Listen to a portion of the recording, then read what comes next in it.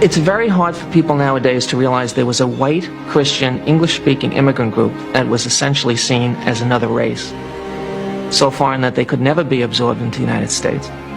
Their arrival really in the 1840s triggers the growth of the American Party, as it's called at the time, or the Know-Nothing Party, which is essentially said we have to stop the immigration of these people to the country. They're going to destroy our identity.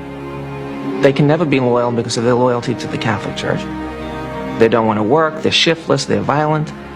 This was the perception. One of the most interesting things about the Irish is the kind of discrimination that they faced when they came to New York. All of the cartoons of the period show them with huge brows, show them drunk all the time, show them involved in fights and brawls. The Irish were called the blacks of the 19th century. They were not considered to be white.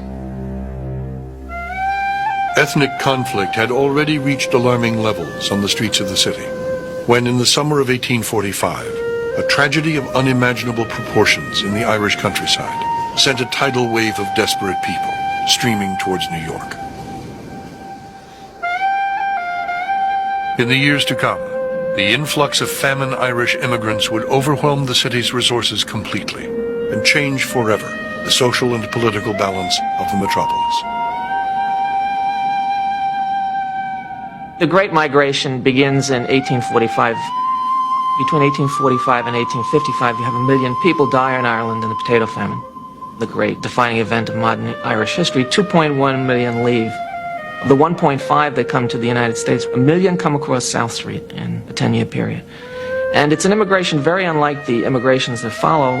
One, because it's in sailing ships. It's not in the steamships that become the regular vessel across the Atlantic in 7 days. This is a 30-day passage. Some of them were called coffin ships because there were more people dead on them than alive when they landed. And you have 1 million people, 1/8 of the Irish nation comes across South Street in a 10-year period. There's no other immigration from Europe like that in the 19th century. Hundreds of our people, just cast on shore from the immigrant ships, parade daily the streets of New York as howling beggars. They sleep in droves in the station houses, the commissioners supplying them with bread. In the morning, they wander over the city, begging.